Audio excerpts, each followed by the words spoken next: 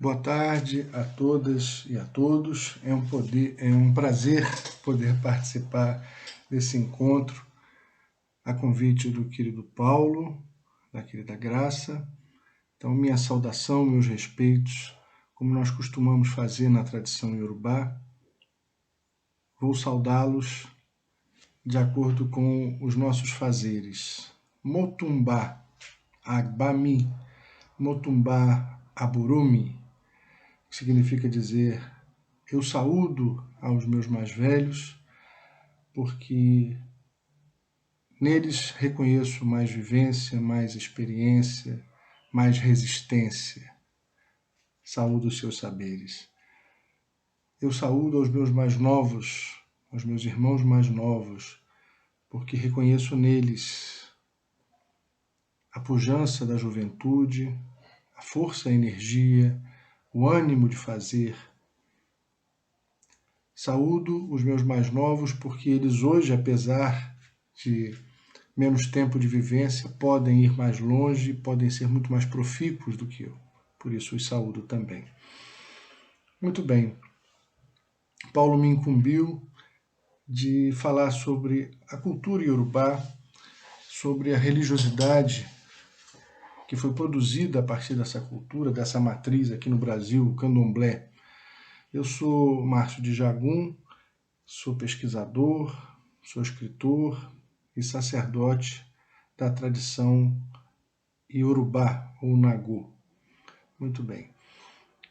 A etnia iorubá, ela se situa geograficamente de forma mais intensa, mais consistente, em maior número, no sudoeste da África, do continente africano. Portanto, principalmente nos atuais Nigéria, Togo, parte do Benin, parte de Gana, e a partir dessas regiões a cultura iorubá se capilarizou mundo afora. Muito em função da diáspora forçada, do período dramático da escravidão, uma mácula na nossa história humana, um verdadeiro holocausto, o Holocausto Negro. E então essa cultura ou essas culturas se disseminaram, se capilarizaram, a razão pela qual podemos dizer, sem medo de errar, que existe hoje cultura africana, além daquela região sudoeste da África, que já citei, no sul dos Estados Unidos, em Cuba, no Brasil, por que não dizer.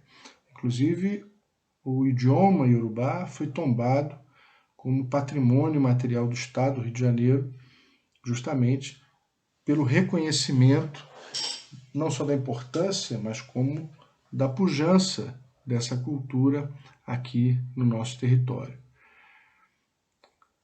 Os historiadores costumam identificar o período da escravidão em 4 grandes ciclos. O primeiro deles, o maior contingente trazido para cá, foi da etnia Banto, os Congos, Angola, os Kikongos, Kyoko, entre outros. Assim, se repetiu no segundo ciclo. Já no terceiro e no quarto ciclos, o contingente maior de homens e mulheres trazidos para cá, nesse período do tráfico de escravos, foi das etnias Fon, que nós popularmente chamamos de Jeje, e também dos homens e mulheres da cultura iorubá, ou nagô. Portanto, a presença deles aqui é em maior número, relativamente mais recente, considerando esses mais de 400 anos de escravidão. Mas, com essa transposição de pessoas, houve uma indiscutível releitura daquelas tradições originárias. Perdão. Há que se dizer que houve diversas adaptações dos ritos, das práticas e até mesmo de conceitos em relação a determinadas divindades. Pode-se dizer que a construção da religiosidade afro-brasileira teve em conta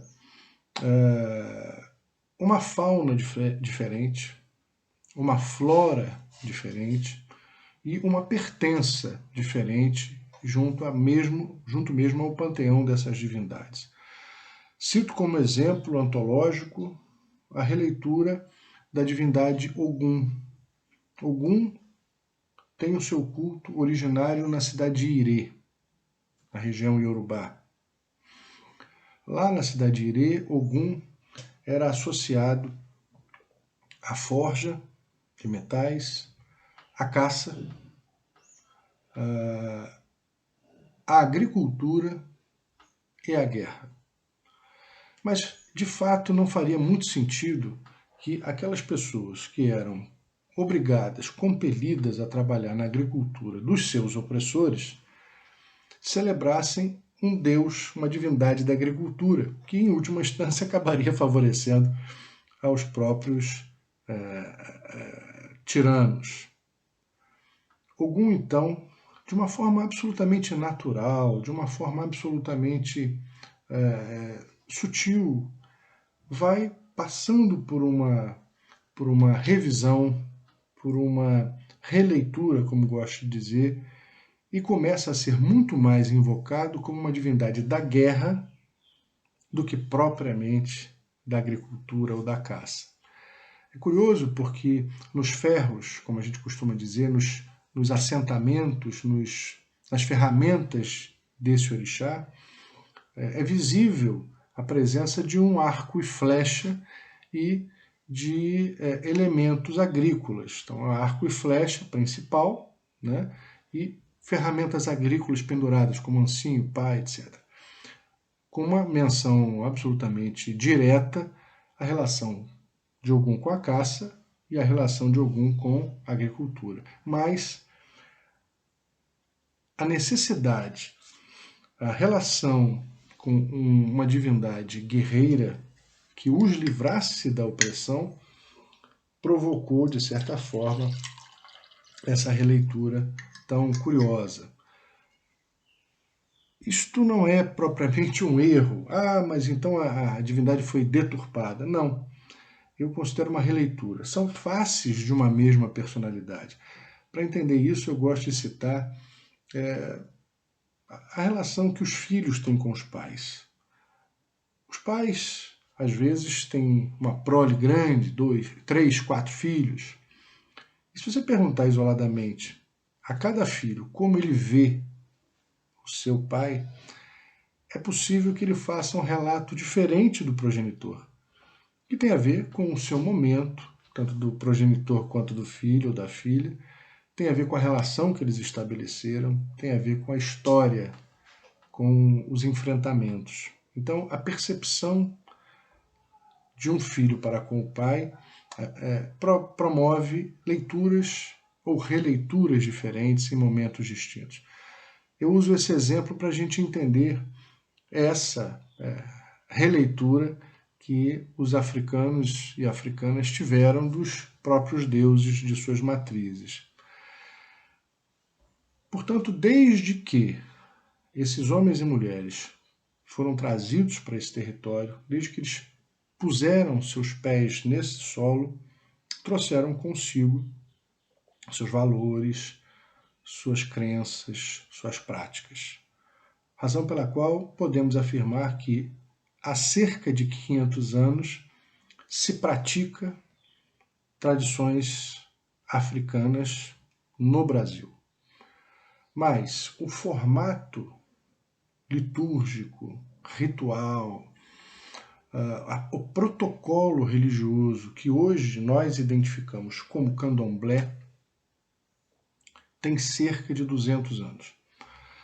Essa formatação sistemática, esses ritos, como o xirê, que é o rito público, as festas, as celebrações, o processo iniciático, etc. e tal, tem uma formatação que coincide mais ou menos com o tempo de fundação das chamadas casas matrizes do candomblé.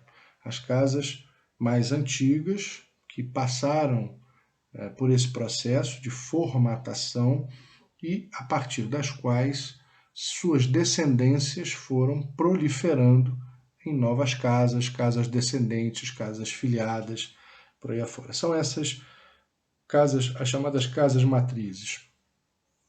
A Casa Branca do Engenho Velho, da qual derivaram outras duas importantes, o Poafonjá e o Gantuá, assim como a Casa de Oxumaré, uma outra casa matriz, uma quarta casa matriz, o Alaqueto, me referindo às tradições iorubais. Portanto, essas casas já montam cerca de 200 anos. A Casa de Oxumaré, por exemplo, tem 187 anos.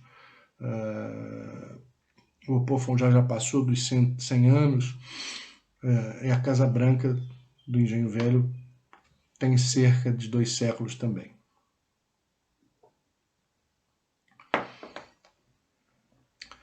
Quando nós nos referimos ao candomblé, no singular, temos uma noção até certo ponto deturpada de que, apesar desse protocolo, trata-se de uma única religião, uma única tradição religiosa. Não, não é verdade. Mais adequado seria nos referirmos ao candomblé no plural, os candomblés, dada a diversidade que existe dentro desta própria religião. Por quê? Porque quando esses homens e mulheres escravizados são trazidos para cá, existia uma primeira identificação ainda na alfândega.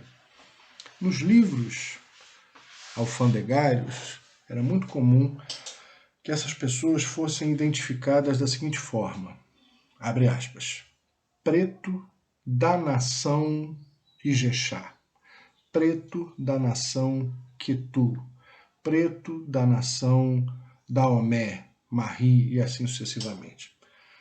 Portanto,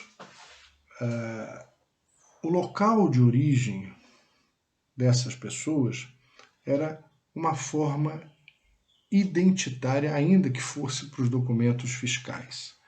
Mas, à medida em que essas pessoas foram se aglomerando, foram se organizando nesses espaços religiosos ou socio-religiosos, eles começaram a se autodenominar como candomblé da nação Queto, candomblé da nação Marri, candomblé da nação Angola, porque esses primeiros ajuntamentos, que inicialmente se chamavam de calundus, depois candomblés, eram organizados, eram agrupados com pessoas daquelas etnias. Não que as outras fossem excluídas, são incluídas até hoje, mas as organizações, os núcleos centrais e iniciais tinham uma mesma origem étnica. Daí porque até hoje nos identificamos como candomblé ou nação Queto, nação Angola, nação Ijexá e por aí afora. Até hoje é assim.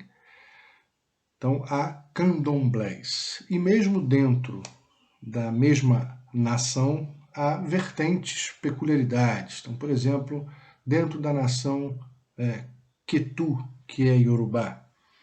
Quetu é uma cidade da região Iorubá, assim como Ijexá é uma cidade da região Iorubá.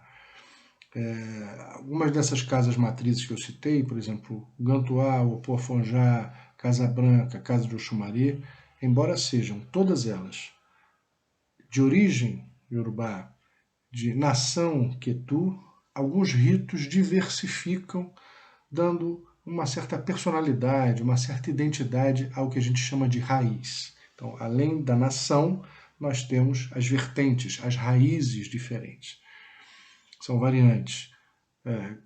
Apenas a título de curiosidade, com a Umbanda acontece um processo parecido, não similar, mas parecido. Mais adequado seria nos referirmos às umbandas, e não à Umbanda como se única, como se singular fosse. A as umbandas mais esotéricas, as umbandas mais africanistas, as umbandas mais orientais, há umbandas também que têm uma correlação muito estreita com o espiritismo, né, utilizam livros de Allan Kardec nos seus estudos, etc. Portanto, há uma pluralidade dentro dessas religiões de matrizes africanas, mas de cotidianos revelados por muitas trocas. Ainda sobre a formação do candomblé ou dos candomblés, uma marca muito forte é o sincretismo. O sincretismo com a Igreja Católica. Não há uma regra sincrética. Muitos santos do catolicismo, muitos santos católicos, foram identificados com orixás, com deuses do panteão iorubá, por exemplo. Ogum, aqui no Rio de Janeiro, é sincretizado com São Jorge. Santa Bárbara, com Inhaçã, ou com Oiá. São Jerônimo, São Judas, com Xangô, e assim sucessivamente. Mas quando eu digo que não há regras, é porque esse sincretismo é exclusivamente empírico, depende do sentimento, da noção, enfim, da convenção que se estabelece cotidianamente. Em Salvador, por exemplo, Ogum é sincretizado com São Sebastião, enquanto São Sebastião no Rio é sincretizado com Oxóssi, o deus da caça. Enfim, mas o que eu quero dizer é que o sincretismo ele não é restrito a uma relação das religiões tradicionais africanas com o catolicismo. Houve muito mais trocas entre as etnias e tradições africanas, portanto um sincretismo intra-africano ou interafricano. Houve um sincretismo também ameríndio, com os índios ou indígenas dessa nossa região. E vou citar alguns exemplos. Do sincretismo ameríndio. Essas populações estigmatizadas, discriminadas, perseguidas, como os negros e negras africanos, como os indígenas, donos dessa terra originalmente, de certa forma os repelia do núcleo social, mas os aproximava nas aflições, nas agonias e nas torturas do dia a dia. Eles se frequentavam, eles se falavam, eles se juntavam dentro do que era possível. Não raro, já se comprova isso historicamente, indígenas acompanhavam algumas celebrações dos afro e afro-brasileiros, assim como afro e afro-brasileiros também acompanhavam, participavam de celebrações de indígenas, celebrações religiosas. E eles também perceberam similaridades. Havia, por exemplo, entre os Pancará, deuses da saúde e da doença que se vestiam de palhas, se cobriam com palhas, a exemplo de Omolu e Obaluayê, dos Yorubás. E os indígenas ofereciam comidas votivas a esses seus deuses com pipocas, milho-alho, que é a matéria-prima. E com o passar do tempo, o milho-alho, a pipoca, né, o milho-alho como matéria-prima e a pipoca como resultado, começaram a também ser oferecidas aos deuses iorubás, Omolu e Obaluayê, deuses que regiam a saúde e a doença.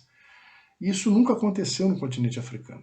As comidas votivas dessas divindades, Omolu e Obaluayê, nunca foram a pipoca. Nem havia o milho-alho naquela região geográfica.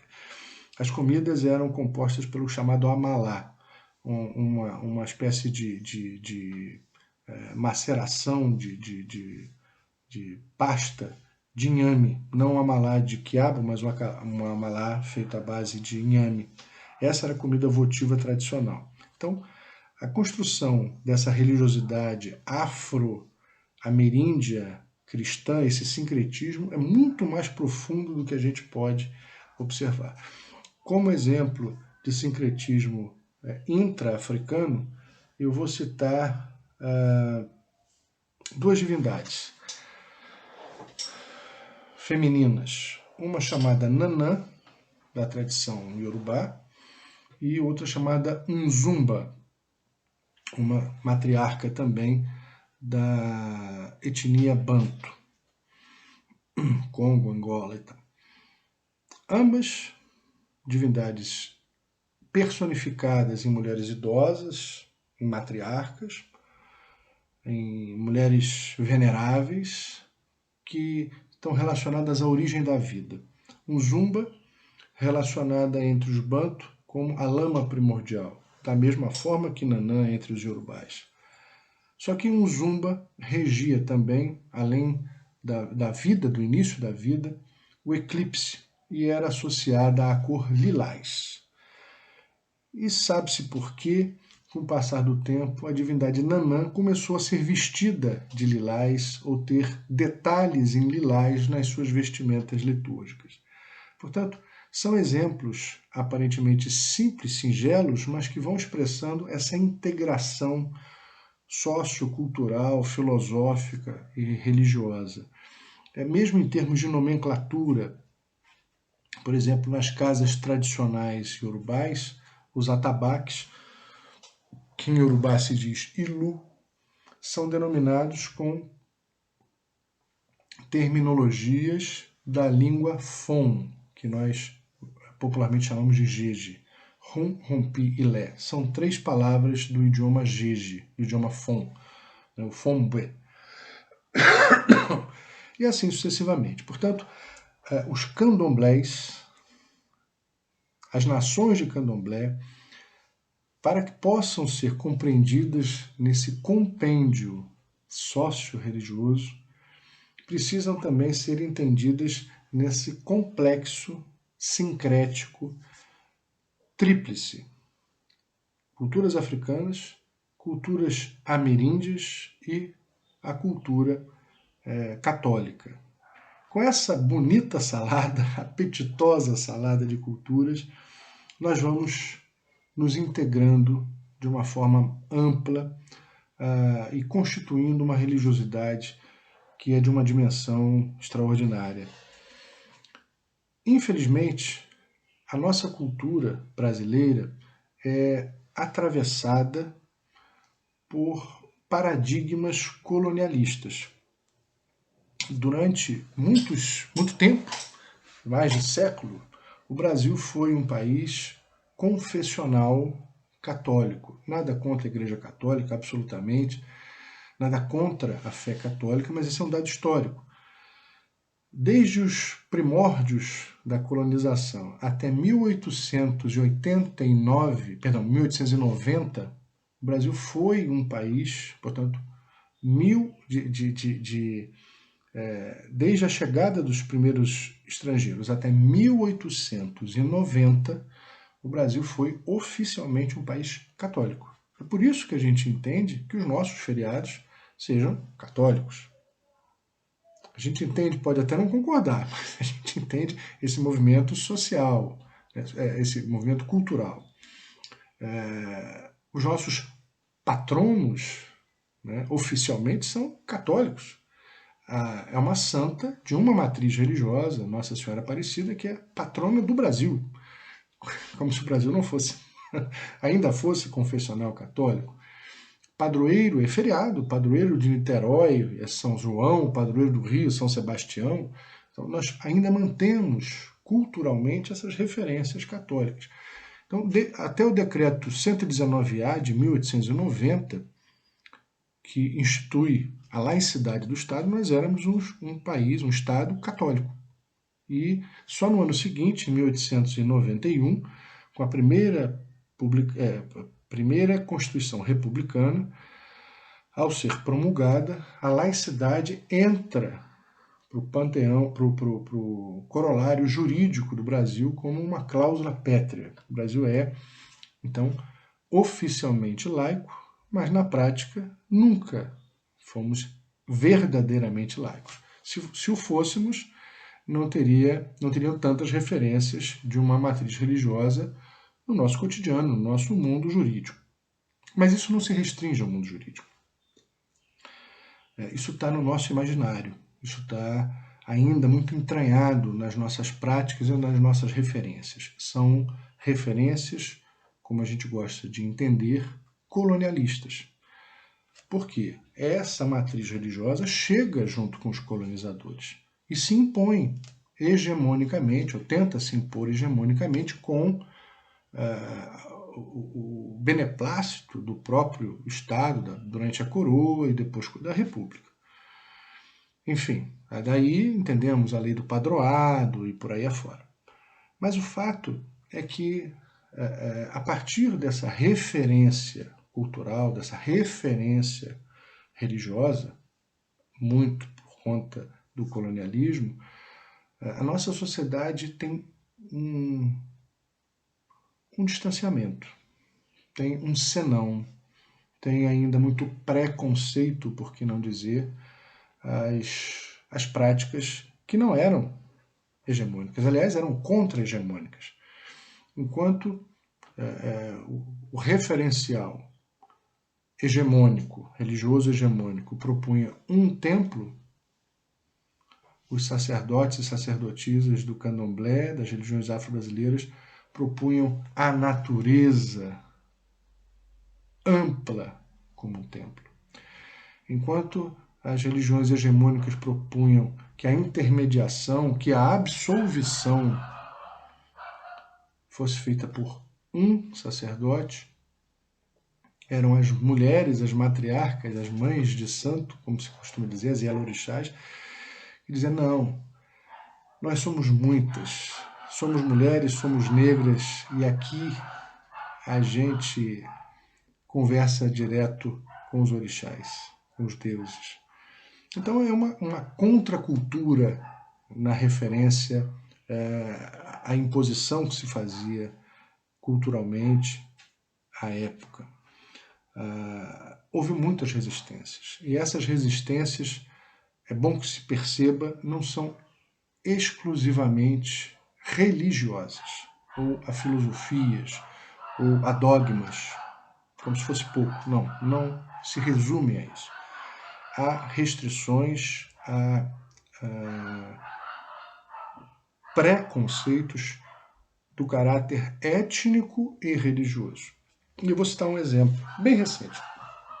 Há cerca de uns 2 ou 3 anos atrás, eu fui convidado para fazer uma palestra num colégio de ensino médio aqui na zona oeste do Rio, na cidade de Itaguaí, Seropédica. E os colegas que me chamaram disseram, olha, toma cuidado, era no mês da consciência negra, me chamaram para falar de religiões africanas ou afro-brasileiras.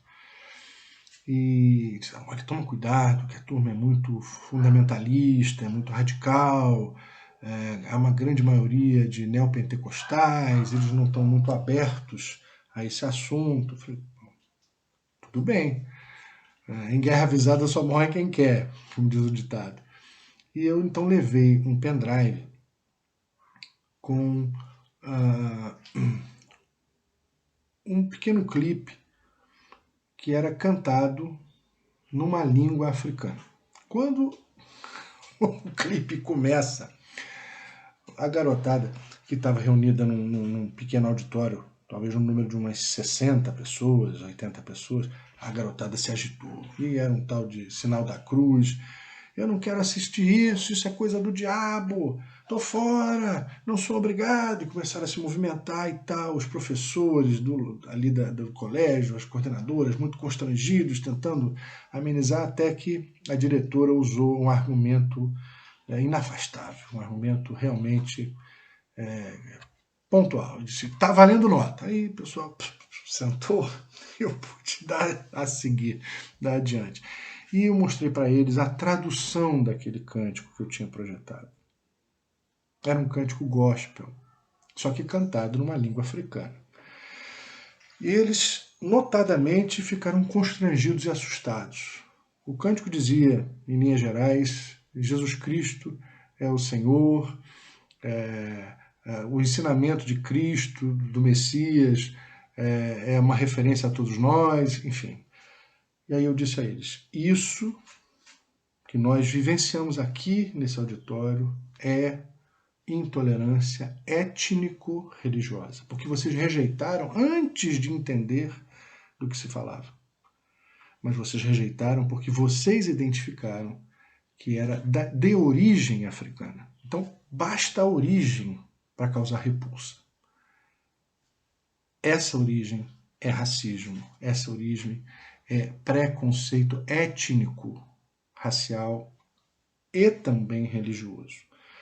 As associações, as deturpações que se fazem, por exemplo, a divindade Exu, são derivadas desses preconceitos e desses, aí sim, sincretismos tortos. Vale dizer que Exu tem como sinônimo a palavra Bara. Bara é um vocábulo iorubá composto das seguintes palavras: o verbo ba, esconder, e o substantivo ará, corpo. Portanto, Bara, o Exu, é filosoficamente para os iorubais aquela energia que se esconde em nós, que habita em nós. Logo, toda a ambiguidade de Exu reflete-se no próprio ser humano.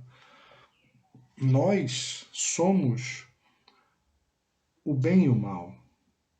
Nós podemos ser os mocinhos, os protagonistas da novela das 8, como podemos ser os malzinhos, os vilões. Nós é que decidimos, portanto. Enfim, ainda a palavra Exu é derivada do verbo Shu, circular, movimentar-se. Portanto, Exu, o substantivo, derivado do verbo, pode ser entendido como um substantivo adjetivado, movimentar, transitar. Exu é movimento. Exu rege a palavra, a ambiguidade da palavra, a energia sexual, que por si só não é boa nem ruim, é uma ferramenta a ser utilizada por nós com critério.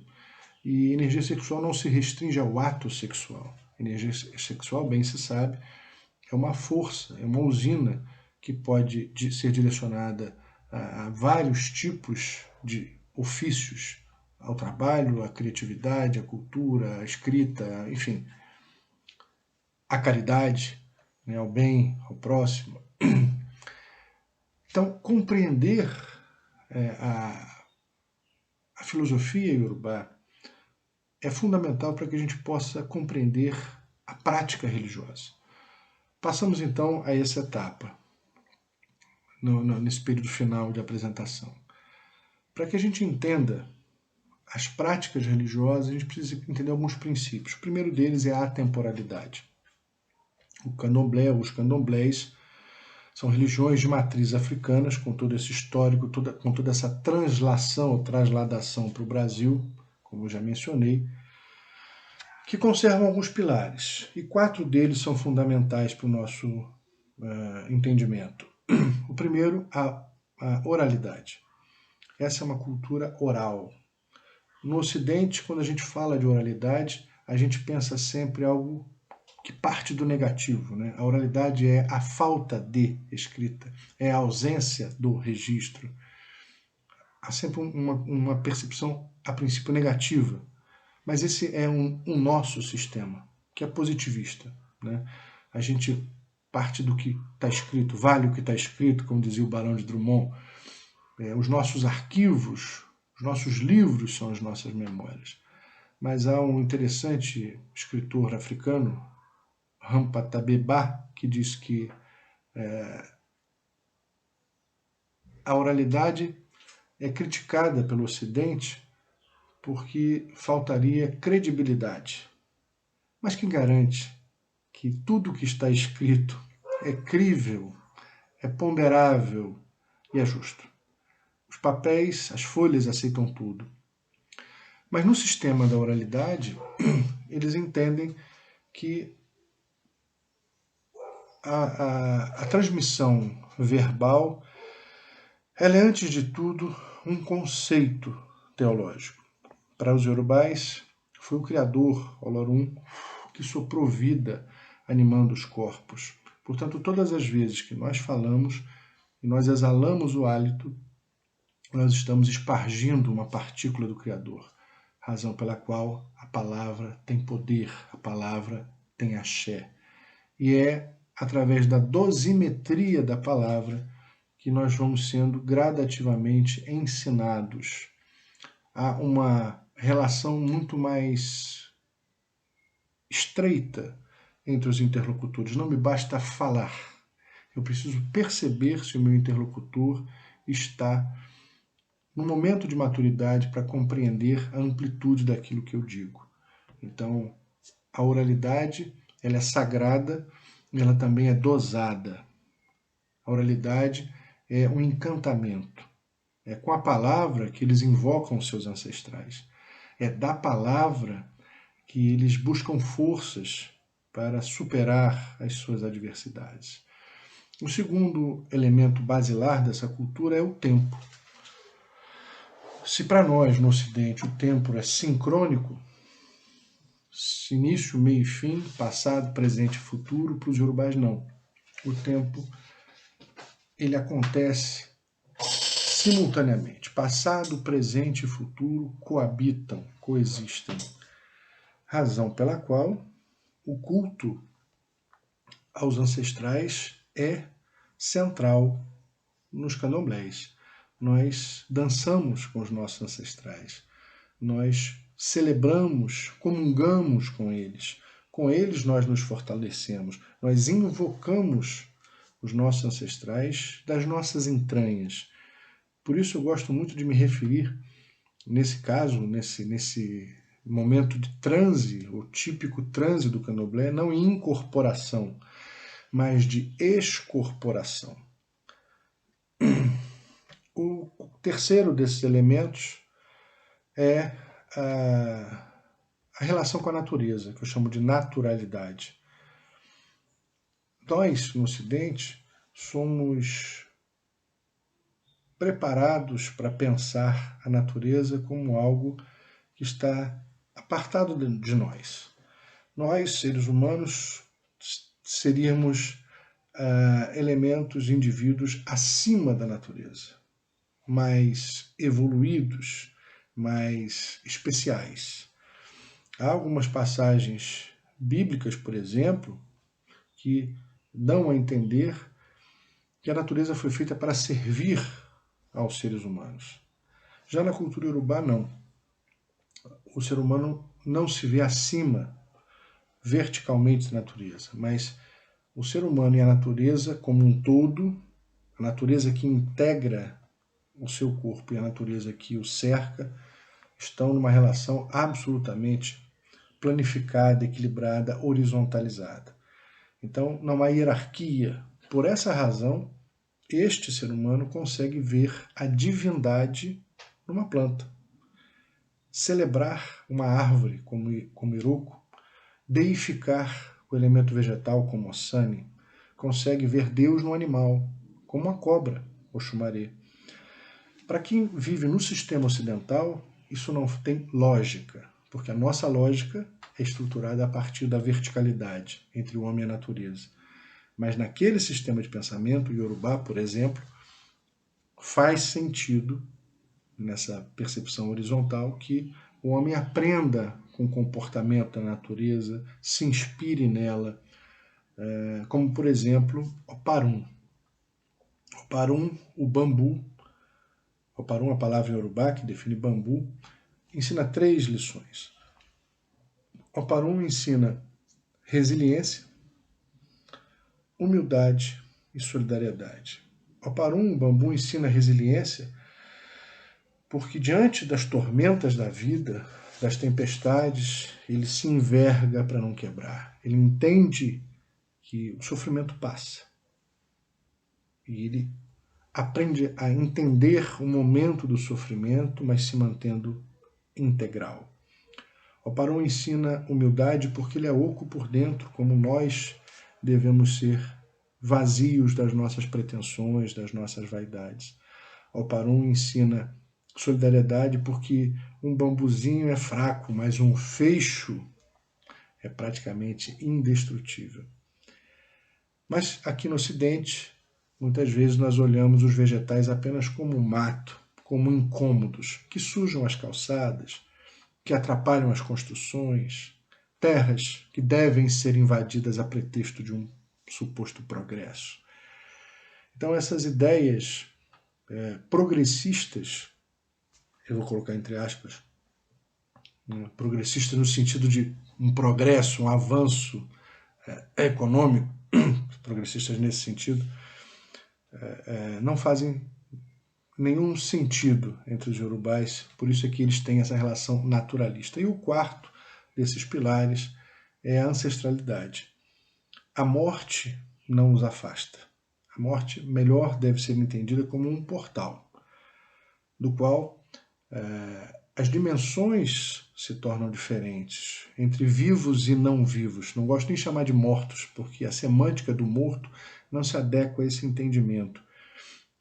O morto, na nossa semântica do vernacular, aponta para aquele que acabou. Mas eu chamo de não vivos, porque eles não estão fisicamente aqui nessa dimensão, mas eles não acabaram. E essa relação permanece. Essa relação com a ancestralidade é fundamental para que a gente entenda o próprio culto, a celebração e a valorização dos idosos. Os mais velhos são respeitados, porque eles estão mais próximos da ancestralidade. Então, com esses 4 pilares, ancestralidade, naturalidade, atemporalidade e oralidade, a gente começa a construir os ritos. O que se busca, então, no candomblé? Por que ser adepto? Por que ser adepta? Por que se iniciar? Quais são nossas buscas existenciais?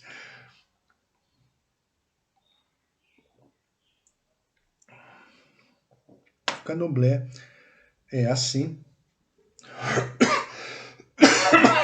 perdão, um meio religioso através do qual nós buscamos equilíbrio. Aqueles anúncios, trago a mulher amada em 3 dias, arruma um emprego, isso não nos pertence, isso não se identifica com as nossas buscas. A nossa busca existencial é pelo equilíbrio, é pela aquisição de virtudes.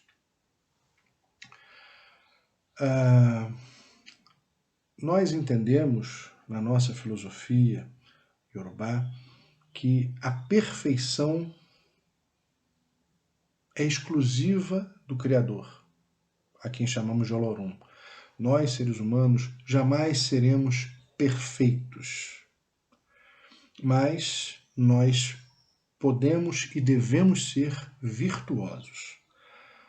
Mesmo os orixás, os deuses e deusas, são descritos como seres imperfeitos, que cometem erros, falhas, mas que foram deificados pelas suas virtudes. As virtudes que nós buscamos ao longo das nossas existências são Ore, a bondade, Ore, a bondade, Iburá, a verdade, Suru, a paciência, Iuá, o caráter, entre tantas outras.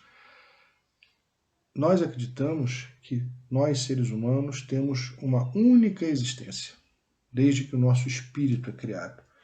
Mas essas existências são alternadas por ciclos de novas vidas. Sim, a religião iorubá acredita em reencarnação, não no modelo propriamente kármico, não no modelo propriamente hindu, ou grego, ou espírita, mas aquilo que nós chamamos de atunua, ciclos existenciais, ciclos de vida. E essas nossas vidas ocorrem na busca da aquisição das virtudes. Portanto, miticamente, antes do nosso nascimento, nós vamos ao pé do Criador, aos pés do Criador, numa audiência mítica, e escolhemos o nosso Odu, nosso destino. Então, desde esse primeiro momento, já se estabelece uma relação bem interessante.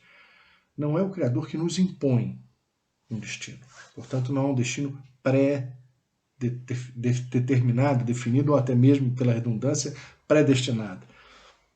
Nós escolhemos o nosso destino, o nosso Odu.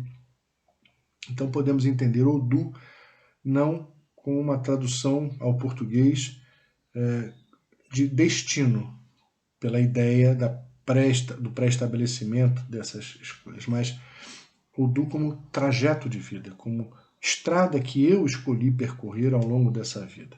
E o Odu é então escolhido por nós, aumentando a nossa responsabilidade, a nossa autonomia, na busca da aquisição das virtudes. Portanto, eu escolho um destino que me favoreça a aquisição da paciência, por exemplo. Um outro destino que vai me favorecer na aquisição da verdade ou da bondade. Essas são as nossas buscas, a aquisição de virtudes. A nossa iniciação no Candomblé tem como objetivo que nós nos tornemos Omon-Luapi, filhos de bom caráter. E os ritos que são celebrados entre nós e os deuses, nós os antepassados, têm como primazia a aquisição desse equilíbrio. Entendemos que só em equilíbrio nós temos condições de discernir a aquisição das virtudes. Vale dizer que nesse panteão africano, no caso que eu menciono em Yorubá, existe uma divindade subjetiva, pessoal, da maior relevância. Ori, a cabeça. A cabeça, para os yorubais, ela não é apenas o elemento material. Essa eles chamam de Ori-Ode, a cabeça externa, exterior, a caixa craniana, o pendurador de orelhas. Mas o que há no interior da cabeça? Ori-Inu, a cabeça interior, a personalidade, o imo, a força animadora, na palavra latina, ânimo, aquela que anima o corpo.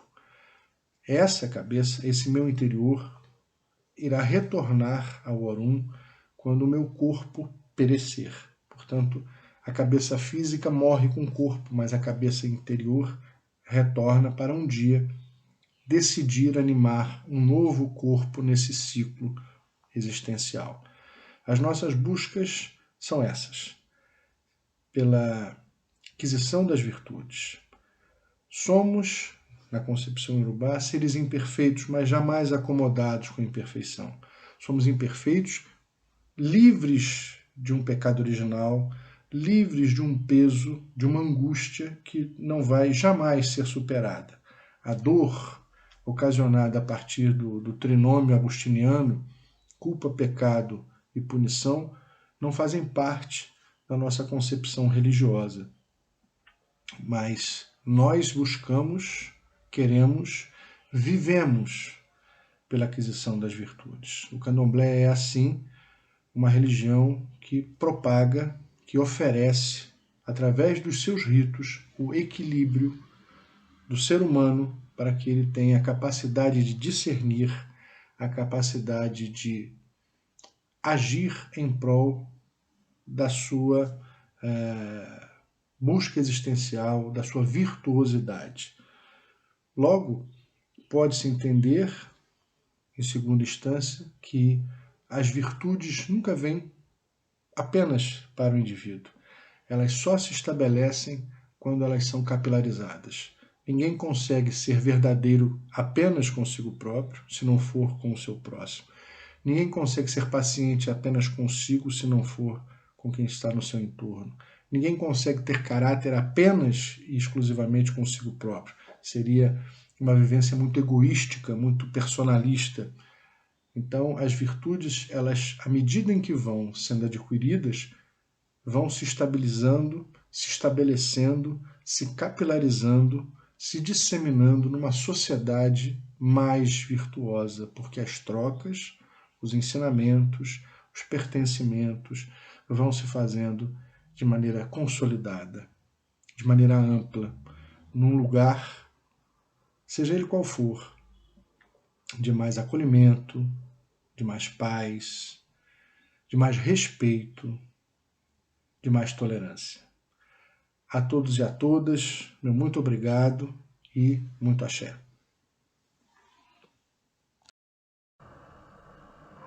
Vamos às respostas. Primeira pergunta, sobre Deus, Criador e os deuses orixás. Qual a diferença? Pois bem, para os iorubais, o Criador é denominado de Olorum, ou Olodumare. Há ainda outros vários títulos, mas dentro daquele sistema cultural, religioso, só o Criador, Olorum, é perfeito, é provedor. Há as divindades intermediárias, chamados orixás, que são intermediários entre esse Criador e os humanos. Os próprios orixás são entendidos como ancestres, como expressões da natureza, como reflexões emocionais, sentimentos, emoções que são externadas dessa natureza. Então, a natureza que está dentro do ser humano e a natureza que está em torno do ser humano. Pergunta 2. O que é Odu? Para os iorubais, a palavra Odu pode ser traduzida como destino, mas não entendida com a semântica que a palavra destino possui na nossa língua portuguesa. A gente entende destino como algo pré-estabelecido, pré-determinado pelo Criador. Mas a concepção iorubá acerca de Odu não é bem assim. Para eles, o Odu é escolhido por nós antes do nascimento, diante de uma audiência mítica com o Criador. Portanto, o destino, o Odu, não nos é imposto. Ele é eleito, escolhido com a nossa autonomia e consciência. Dessa forma, eu melhor poderia definir ou traduzir Odu em português como trajetória de vida, percurso existencial, no qual temos nós, indivíduos, plena capacidade de discernimento. Nós não apenas o escolhemos, como nós podemos ter novas escolhas, fazer novas escolhas, não para mudar o destino, mas escolhas dentro de como a gente percorre dentro daquele próprio destino. O Espiritismo tem sessões específicas para cura e desobsessão. Como esse trabalho é feito no Candomblé e Iorubá? Pois bem, o nosso propósito, enquanto adeptos da religião, e a proposta oferecida pelo Candomblé, Nagô e Iorubá, não é desobsidiar ou afastar necessariamente maus espíritos. O cerne de toda a nossa liturgia, de toda a nossa relação espiritual e religiosa, diz respeito à busca do equilíbrio. É a harmonização dessa natureza que está em nós com a natureza que está em torno de nós.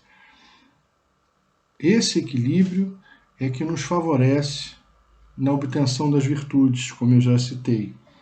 É esse equilíbrio que é buscado através dos trabalhos, das oferendas. Óbvio que nós acreditamos em energias negativas e algumas dessas ritualísticas têm como objetivo dissipar essas negatividades, mas não propriamente o trabalho de desobsessão, como se faz especificamente na doutrina espírita. Embora haja rituais para encaminhamento de espíritos que eventualmente atrapalham, não trazem bons presságios, etc. e tal, a proposta é equilibrar o indivíduo para que ele faça as suas escolhas, ele se desconecte das negatividades. Candomblé e Iorubá crê na comunicabilidade dos espíritos com os encarnados, na pluralidade das existências, na reencarnação, Sim, o candomblé parte de uma teologia de matriz iorubá em que acredita-se que cada espírito tenha uma única existência permeada por várias experiências de vida, por várias vidas. E esses ciclos reencarnatórios são denominados de Atunwa. Portanto, nós acreditamos em reencarnação, não propriamente com como uma experiência kármica, não propriamente uma reencarnação como os gregos pensam, como os espíritas pensam, ou como os hindus pensam. Para nós, a reencarnação tem como objetivo não expiar as faltas, mas adquirir virtudes. À medida em que nós, que somos seres imperfeitos, logramos essas virtudes, nós vamos florescendo. Essa é uma ideia central. Portanto, acreditamos na reencarnação, na pluralidade das existências. E a comunicabilidade dos espíritos é permanente. Com os espíritos é permanente. Afinal de contas, eu não gosto nem de chamá-los de mortos, porque na semântica da língua portuguesa, o morto é aquele que acaba, que se extingue, que falece. Já no conceito iorubá, eu gosto de entendê-los como não vivos. Eles não estão com a vida estabelecida neste Orum, neste plano existencial, mas continuam existindo, continuam interferindo no sentido de comunicabilidade, no sentido de interlocução permanente. Nós dançamos com os nossos ancestrais, nós rezamos para eles, com eles, nós celebramos, comungamos com eles, e eles se comunicam conosco, ora através de intuições, ora através do próprio oráculo. Portanto, essa comunicação é permanente entre nós. Qual a importância do jogo de búzios no atendimento aos que procuram seu terreiro? Eu gosto de entender o candomblé como uma religião oracular. Por mais que nós, sacerdotes, sacerdotisas, tenhamos experiência, muitas vezes, tenhamos autonomia para determinadas decisões, as orientações, as decisões macro são sempre orientadas através do oráculo. Então, é um sistema oracular que vai, digamos assim, norteando a gestão dos sacerdotes e das sacerdotisas. E o jogo de búzios, ele não funciona com um propósito adivinhatório, mas divinatório. Portanto, ele não serve para adivinhar, como equivocadamente se imagina, mas para divinar. Portanto, nessa triangulação, olhador, consulente e divindade, se estabelece uma comunicação de orientação, de anamnese daquele momento. O jogo funciona como uma espécie de exame espiritual, emocional, e através desse processo, às vezes aparecem situações do passado que nos ajudam a entender o momento presente daquele consulente, como eventualmente algumas projeções para o futuro, mas sem aquela concepção de que está amarrado, que o futuro é imutável, pré-estabelecido. Não, são projeções. Se a gente acredita que o indivíduo tem autonomia e discernimento para as suas decisões ao longo do destino, ele pode, e muitas vezes deve, mudar as probabilidades, sempre em prol do que é melhor para o seu próprio destino. No candomblé, a participação de pretos velhos, caboclos, pombagiras, etc. O candomblé, como matriz religiosa, a partir dessa releitura que eu já mencionei ao longo da exposição, ele não tem na sua liturgia a celebração dessas entidades. Elas são celebradas na Umbanda, que é uma outra religião afro-brasileira. Na Umbanda, os pretos velhos, caboclos, muitas vezes ajudam até a dirigir os trabalhos, a coordenar os templos e assim por diante. No candomblé não. Porém, dentro de algumas tradições regionais, é muito usual que, mesmo nos terreiros de candomblé, se façam eventualmente celebrações a pretos velhos, aos caboclos e aos chamados exus de Umbanda. Então, são peculiaridades regionais.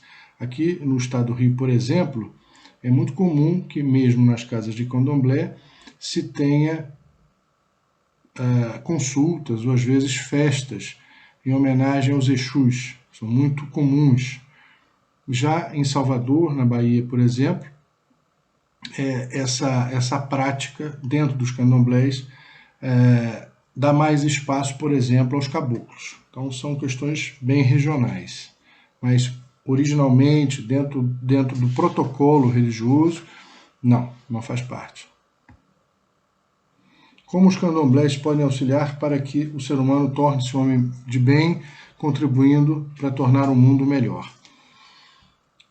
Pois bem, a nossa busca existencial, como eu disse, não é especificamente pela perfeição.